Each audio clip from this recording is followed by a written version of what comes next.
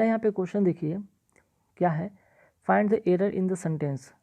अब इसमें आपको एरर ढूंढना है, कहाँ पे एरर है।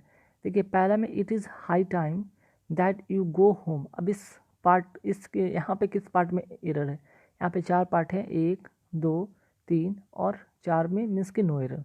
ठीक, अब देखिएगा इट इज़ हाई टाइम, ये जो आपको वर्ड जब दिखे, ठीक, इट इज़ हाई टाइम या इट इज़ टाइम, तो याद रखिए इसके साथ या इसके बाद जो भी वर्ब आएगा, इसके बाद जो भी वर्ब आएगा वो क्या होगा, वर्ब का सेकंड रूप होगा। मीन्स कि यहाँ पे गो नहीं होगा, ठीक है, यहाँ पे गो को काटो और यहाँ पे क्या करना होगा, गो के जगह पे आपको वेंट करना होगा। ठीक, मीन्स कि it is high time that you went home. Okay, it is high time के साथ या इट इज़ टाइम के साथ वर्ब का सेकेंड फॉर्म आता है, इस बात को आप नोट करके रखिएगा। ठीक, चलिए अब आते हैं नेक्स्ट क्वेश्चन पे।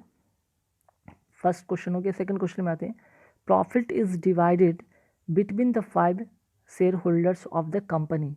अब यहाँ पे आपको देखिएगा कि यहाँ पे बिटवीन का यूज़ किया गया है और यहाँ पे बात की गई 5 शेयर होल्डर्स का। तो याद रखिएगा 2 के लिए हम क्या यूज़ करते हैं, बिटवीन। ठीक, 2 के लिए हम बिटवीन यूज़ करते हैं। ओके, लेकिन मोर देन 2, ठीक है, मोर देन 2 के लिए हम क्या यूज़ करते हैं, एमंग का यूज़ करते हैं, एमंग का है। ठीक, तो यहाँ पे बिटवीन नहीं होगा बल्कि क्या होगा, एमंग होगा। ठीक, चलिए बात है नेक्स्ट क्वेश्चन पे। नेक्स्ट क्वेश्चन क्या है, my furniture has been damage in transit. तो चलिए माई फर्नीचर है, तो फर्नीचर अपने आप में एक सिंगुलर है। ठीक है, ये सिंगुलर होता है, कुछ वर्ड ऐसे होते हैं जो हमेशा सिंगुलर की तरह ट्रीट होते हैं। तो यहाँ पे जो फर्नीचर है आपका सिंगुलर, तो सिंगुलर के लिए हैज़ यहाँ पे बिल्कुल सही है। ठीक, नो डाउट।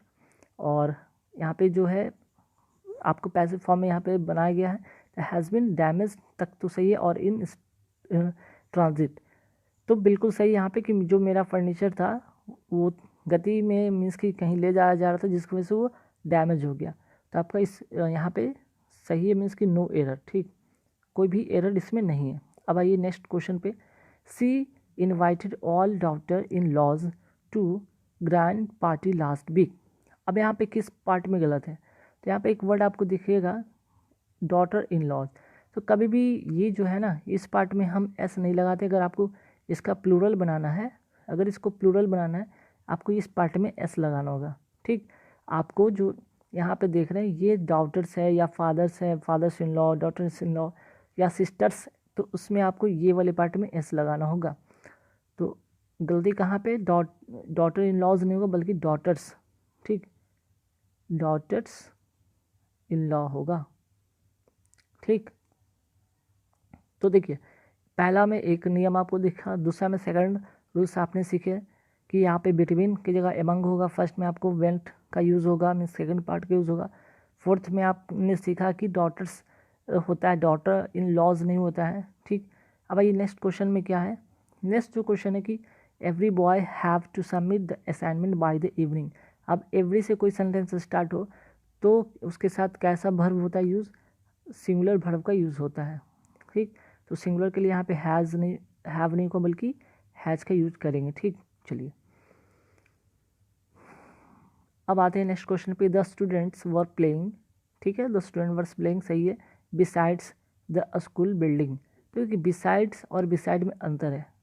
ठीक, बिसाइड्स मतलब कि, बिसाइड्स मतलब कि इसके अलावा, के अलावा, और बिसाइड मतलब, बिसाइड का मतलब होगा बगल में। ठीक, तो यहाँ पे जो सेंस आपको दे रहा है, यहाँ पे बगल की बात हो रही है। ठीक, कि जो स्टूडेंट वर प्लेइंग, जो स्टूडेंट खेल रहे हैं स्कूल बिल्डिंग के बगल में खेल रहे हैं, तो यहाँ पे बिसाइड्स में एस हटाइए, यहाँ पे बिसाइड होगा। ठीक, बी साइड होगा। चलिए नेक्स्ट क्वेश्चन पे आते हैं हम लोग। I saw portion of manuscript on birds. ठीक, तो देखिए यहाँ पे बात हो रही है आई सॉ, तो यहाँ पे मैन्युस्क्रिप्ट की बात की गई है। तो यहाँ पे मैन्युस्क्रिप्ट जो हस्तलिपि है, तो मैंने देखा, तो यहाँ पे पोर्शन के पहले ए लगाना होगा क्योंकि ये काउंटेबल है। ठीक है, यहाँ पे काउंट करने की बात की गई, तो काउंटेबल की बात की गई, तो यहाँ पे I saw a portion of the manuscript on words. ठीक, तो यहाँ पे आर्टिकल बेस यहाँ पे एरर है, तो आपको सॉ के पहले, सॉ मीन्स सॉ के बाद या पोर्शन के पहले आपको ए लगाना होगा। I saw a portion of manuscript, ठीक। जैसे अ पीस ऑफ ब्रेड, ठीक है। इस तरह से जब हम लिखते हैं तो हमेशा ए का यूज़ करते हैं। ओके, चलिए अब आते हैं नेक्स्ट क्वेश्चन कि the art exhibition is a big hit and they made a lot of profit. अब यहाँ पे किस पार्ट में एरर है? तो देखिए कभी कभी आपका जो है आर्टिकल बेस्ड एरर होगा, कभी आपका जो होगा आपका नाउन, प्रोनाउन, एग्जेक्टिव, वर्ब, और कई बार आपको प्रीपोजिशन, यहाँ कंजंक्शन बेस्ड यहाँ पे एरर। यहाँ पे देखिए the art exhibition is big hit but, यहाँ पे होगा एंड नहीं होगा बल्कि बट होगा। सेंटेंस कहने का मतलब है कि आर्ट एग्जीबिशन जो हुआ, the art exhibition is big hit, एक बिग हिट था, लेकिन they made a lot of profit, ठीक। यहाँ पे जो होगा, ठीक है, तो the art exhibition is a big hit and they made, sorry यहाँ पे ये सही है, ठीक है। यहाँ पे कंजंक्शन से यहाँ पे ध्यान दीजिएगा, यहाँ पे इस पार्ट में गलत नहीं, यहाँ पे मेड आपने देखा, ठीक। The art exhibition is a big hit and they made a lot of profit, तो ये V2 है। अगर ये पार्ट में V2 है तो यहाँ पे भी आपको क्या करना होगा, इज़ नहीं होगा बल्कि यहाँ पे आपको वाज करना होगा, ठीक। तो the art exhibition was a big hit and they made a lot of profit. Exhibition हुआ था और बहुत अच्छा एग्जीबिशन हुआ था और उससे क्या हुआ, बहुत सारे प्रॉफिट हुए। ओके, चलिए अब आते हैं नेक्स्ट क्वेश्चन पे। It is clear that each of the tricks is a sort of defensive mechanism. चलो सही, ठीक है कि इट इज़ क्लियर सही है, यहाँ पे that each of the tricks is भी सही है कि ईच के साथ इज़ होता है, a sort of defensive mechanism तो सही है, नो एरर, इस पार्ट में कोई भी गलती नहीं है। अब आगे बढ़ते हैं नेक्स्ट क्वेश्चन पे। I had work hard very I had worked very hard on this project and my boss was not satisfied। अब यहाँ पे एक चीज़ हुआ और उसके बदले मीन्स कि जब पास्ट में कोई दो घटना होती है, ठीक, पास्ट में कोई दो घटना हुआ तो एक के घटने के बाद दूसरा उसका असर होता है, ठीक।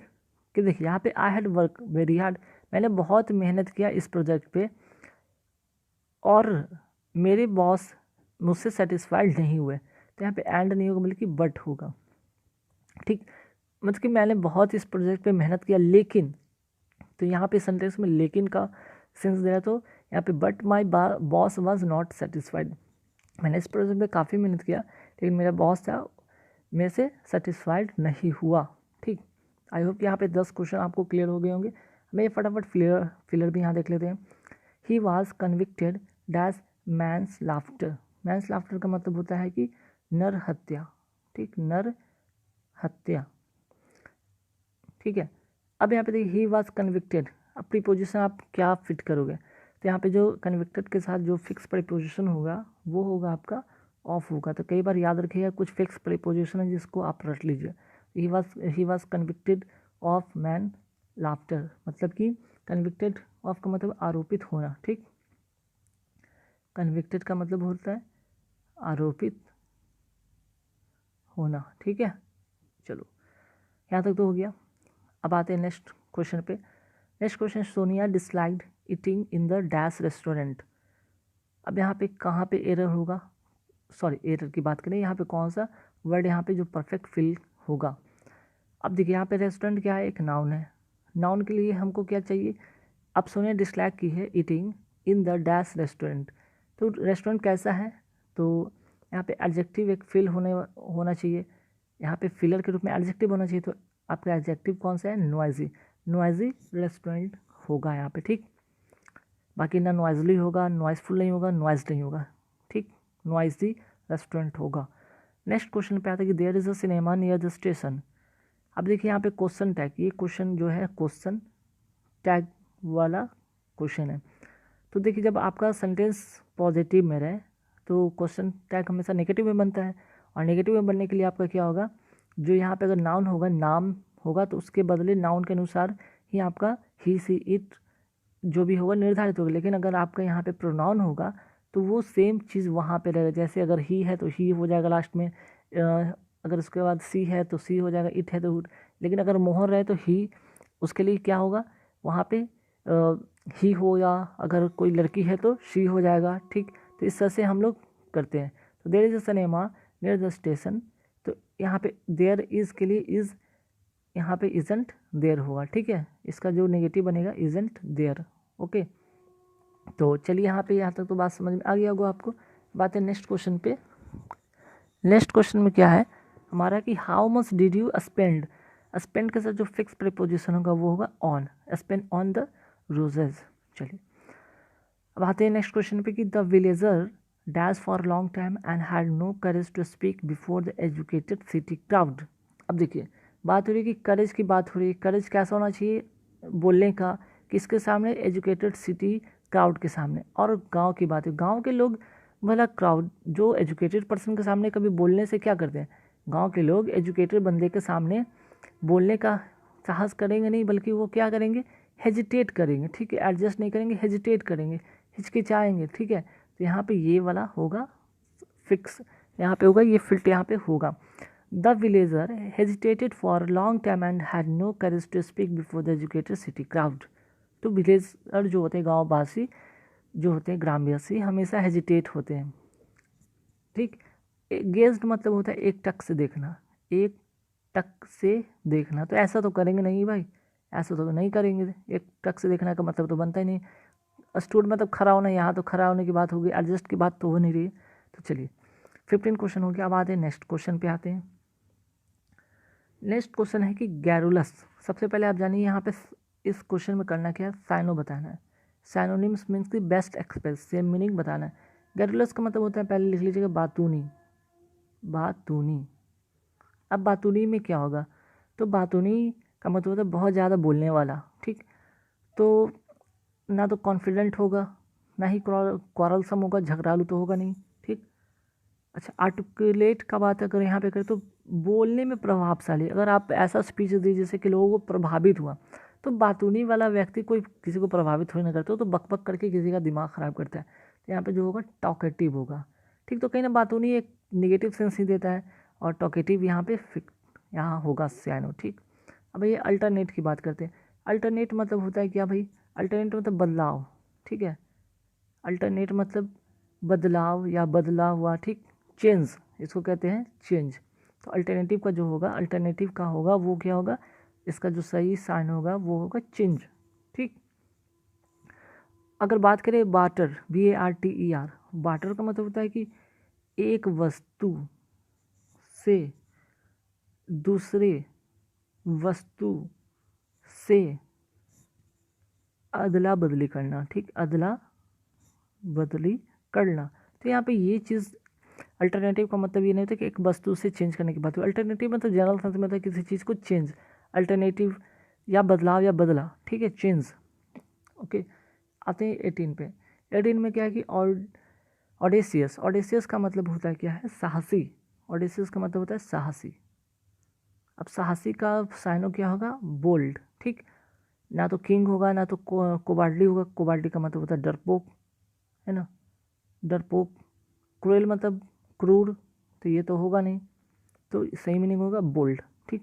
अब ये डिस्ट्रक्टिव। डिस्ट्रक्टिव का मतलब क्या होता है, विध्वंस, विध्वंस, विध्वंसकारी, विनाशकारी, विनाशकारी, ठीक।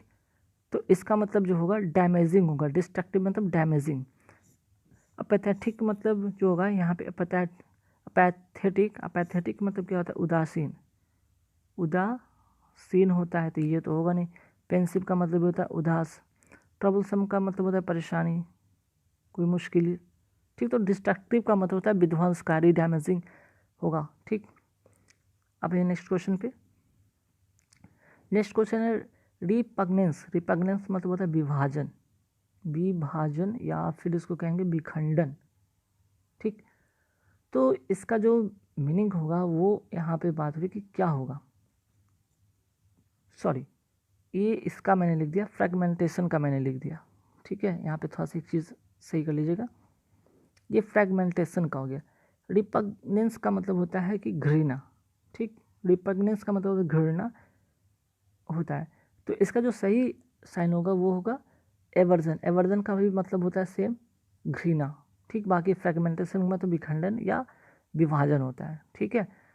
तो रिपग्नेंस काफ़ी इंपॉर्टेंट वर्ड है, कई बार पूछा गया। तो रिपग्नेंस का मतलब होता है घृणा और एवर्जन का मतलब ये होता है घृणा। चलिए अब आइए यहाँ पे नेक्स्ट शुरू करते हैं यहाँ पे एंटोनिम्स मीन्स कि अपोजिट, ठीक है। अपोजिट क्या होगा? अब माइजरी का मतलब होता है दुख होता है, ठीक। तो दुख का जो होगा यहाँ पे क्या होगा? अपोजिट की बात हो रही है, तो माइजरी का मतलब दुख होता है, हैप्पीनेस अपोजिट, ठीक। बाकी हार्डशिप का मतलब भी होता है, यहाँ पे जो आंसर होगा वो होगा सी। हार्डशिप का भी मतलब होता है दुख, ठीक। एंग्जाइटी का मतलब होता है चिंतित। एमिटी का मतलब होता है भाईचारा। तो जो परफेक्ट मीनिंग होगा इसका अपोजिट हैप्पीनेस।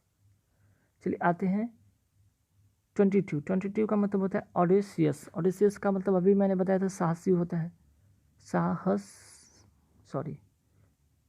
साहसी, पराक्रमी या साहसी। तो साहसी का उल्टा क्या होगा? डरपोक, वो मीनिंग होगा यहाँ पे अपोजिट टिमिड, ठीक। नेक्स्ट क्वेश्चन है और काफ़ी इंपॉर्टेंट क्वेश्चन है, वेरी वेरी इंपॉर्टेंट क्वेश्चन में से एक है एक्सटेम्पोरेनेस, ठीक। एक्सटेम्पोरनेस, ठीक। थोड़ा सा बोलने में, थोड़ा सा उच्चारण में हो सकता है कि मिस्टेक हो जाए, तो ध्यान रखिएगा। तो एक्सटेम्पोरनेस का मतलब होगा यहाँ पे, एक्सटेम्पोरनेस का मतलब तो बिना किसी पूर्व योजना के, मतलब आपने कोई योजना बनाया बिना किसी पूर्व योजना के, मतलब आप पहले से कोई योजना जो बना रहे पहले से निर्धारित नहीं है, कोई डेफिनेट नहीं है, तो यहाँ पर उसको क्या कहते हैं? एक्सटेम्पोरनेस, ठीक। एक्सटेम्पोरनेस।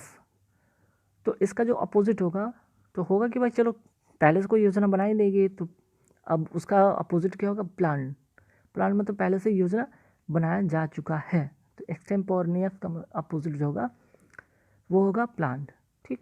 अब आते हैं फाइंड की बात करते हैं। फाइंड जो यहाँ पे है इसका मीनिंग तो पहले जान लीजिए क्या होगा। फाइंड का मतलब होता है नकली या फिर बनावटी, ठीक। अब इसका अपोजिट जो होगा वो क्या होगा? जेन्यून, ठीक है, जेन्यून होगा। और बाकी स्पूरियस का भी मतलब होता है नकली या बनावटी। अब नेक्स्ट है बोएस्टेरियस का मतलब क्या होता है? शोरगुल से भरा, शोरगुल। तो शोरगुल का जो अपोजिट होगा वो क्या होगा? क्वाइट मीन्स शांत, ठीक। बाकी नॉटी का मतलब नटखट, रिजर्व मतलब जो रिजर्व होता है, रिजर्व मतलब कह सकते हैं क्या वो चीज़ रिजर्व है, संरक्षित है। और बॉन्सी का मतलब यहाँ पे होगा, नोट कर लीजिएगा, प्रसन्नचित। काफ़ी बार एग्जाम में वर्ड आता रहता है प्रसन्नचित, या खुशी से प्रसन्न रहता है व्यक्ति, उसको कहते हैं बॉन्सी, ठीक। बाकी बॉस्टेरियस का मतलब होगा अपोजिट क्वाइट। अब इसके बाद आते हैं कुछ फ्रेजल वर्ब का देख लेते हैं। फ्रेजल वर्ब का कुछ ट्रिक मैंने पहले वाले वीडियो में बता रखा है, तो यहाँ पे ध्यान रखिए कैसे इसको करेंगे। टू गेट पास, ठीक। यहाँ पे क्या होगा? टू गेट पास यहाँ पे मैंने लिख दिया गेट अवे था, ठीक है, इसको काट लीजिएगा, अवे है यहाँ पे। टू गेट अवे का मतलब क्या होगा? अवे मतलब होता है दूर करना। अब दूर करने की बात की गई है तो यहाँ पे तो पास होगा नहीं, रिच होगा नहीं, फेस होगा नहीं, बल्कि to escape. To get away का मतलब होगा यहाँ पे फ्रेजल वर्ब टू एस्केप, ठीक। अब आते हैं नेक्स्ट फ्रेजल वर्ब पे, चिक बाई जॉल का मतलब वो देखो, अब चिक का वर्ड यहाँ पे आया है, तो चिक से रिलेटेड कभी ये होगा नहीं, अपने यहाँ पे याद रखिएगा। या फाइटिंग से कोई मतलब बनता नहीं, स्क्रीमिंग की मतलब होगा नहीं, बल्कि चिक बाई जॉल का मतलब होता है क्लोज टुगेदर मतलब क्लोज होना, एक साथ इकट्ठा, या नज़दीक होना, ठीक। चिक बाई बॉल। चलिए अब आते हैं next question, tough act to follow. अब एक्ट एक वर्ड आया तो एक्ट से एक्टिंग कभी नहीं होगा, इसमें भी एक्टिंग है, एक्ट वाला होगा नहीं वर्ड, ठीक। और एक्ट इसमें भी दिया तो एक्ट से होगा नहीं। तो बच्चे आपके पास सिंपल एक क्वेश्चन, एक सेंटेंस बचा है, difficult to perform like that, ठीक। Tough act to follow means difficult to perform like that. Next है to give the cold shoulder. अब कंधे की बात की गई है, कंधा पे अगर कोल्ड शोल्डर देना मतलब एक होता है गर्मजोशी से किसी के कंधे पर रखना, मतलब उसको क्या करना भाई, फ्रेंडली होना। लेकिन अगर कोल्ड शोल्डर मीन्स कि कोल्ड शोल्डर मतलब थोड़ा नेगेटिव सेंस यहाँ पे देता है, ठीक है, नेगेटिव सेंस है, तो इसके लिए क्या यहाँ पे यूज़ होगा? टू बी अनफ्रेंडली होगा इसका आंसर, ठीक। अब आते हैं लास्ट क्वेश्चन है इस वीडियो का, to be in the eye of the storm. To be eye in the storm का जो होगा आंसर यहाँ पे वो होगा आपका कौन सा? To be